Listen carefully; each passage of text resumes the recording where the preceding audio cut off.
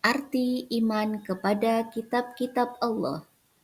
Iman kepada kitab-kitab Allah Subhanahu wa Ta'ala artinya meyakini terhadap kitab yang diturunkan oleh Allah Subhanahu wa Ta'ala kepada para nabi dan rasulnya.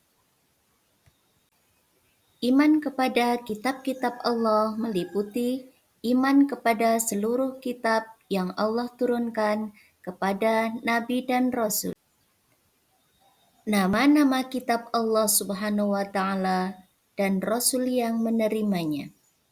Kitab-kitab Allah yang wajib kita imani ada 4. 1. Kitab Taurat. Kitab Taurat diwahyukan kepada Nabi Musa alaihi salam di Bukit Tursina, Mesir pada abad 125 Masehi.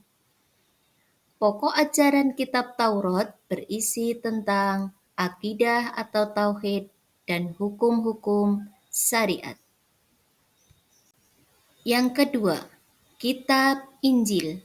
Kitab Injil diwahyukan kepada Nabi Isa alaihi salam sekitar abad pertama Masehi di daerah Yerusalem, Israel. Pokok ajaran kitab Injil sama dengan sebelumnya, namun sebagian menghapus hukum-hukum di kitab Taurat yang tidak sesuai dengan pada zaman itu. Yang ketiga adalah kitab Zabur. Kitab Zabur diwahyukan kepada Nabi Daud alaihi salam sekitar abad ke-10 sebelum Masehi di daerah Yerusalem. Pokok ajaran kitab Zabur berisi tentang zikir, nasihat, hikmah, tetapi tidak memuat hukum-hukum syariat. Yang keempat adalah kitab Al-Quran. Kitab Al-Quran diwahyukan kepada Nabi Muhammad SAW pada abad ke-6 Masehi di 2 kota, yaitu kota Mekah dan Madinah. Al-Quran merupakan kitab suci terlengkap dan abadi sepanjang masa. Kitab Al-Quran membahas tentang akidah, hukum syariat, muamalat, janji dan ancaman, serta tarik sejarah yang ada pada masa lampau. Yang selanjutnya, C. Keutamaan Al-Quran dari kitab yang lain. 1. Al-Quran terpelihara kemurniannya sampai akhir zaman. Yang kedua, tidak ada sesuatu makhluk pun yang dapat menandingi kehebatan Al-Quran. Yang ketiga, membaca Al-Quran merupakan suatu ibadah. Yang keempat, isi Al-Quran mencakup semua aspek kehidupan manusia dan sesuai dengan fitrah manusia. Perilaku yang dapat kita tunjukkan beriman kepada kitab-kitab Allah Subhanahu wa Ta'ala.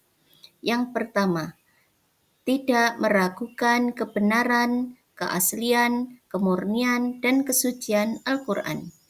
Yang kedua, mempelajari ilmu tajwid dengan sungguh-sungguh. Yang ketiga, membaca Al-Quran setiap hari secara rutin. Yang keempat, mempelajari maksud dan kandungan yang ada di dalam Al-Quran. Yang kelima, mengamalkan isi Al-Quran sesuai dengan kemampuan. Yang keenam, menyampaikan isi Al-Quran kepada orang lain. Yang ketujuh, meyakini bahwa semua kitab suci berasal dari Allah Subhanahu wa Ta'ala. Yang kedelapan, meyakini bahwa Allah yang telah menurunkan kitab-kitab sebelum Al-Quran.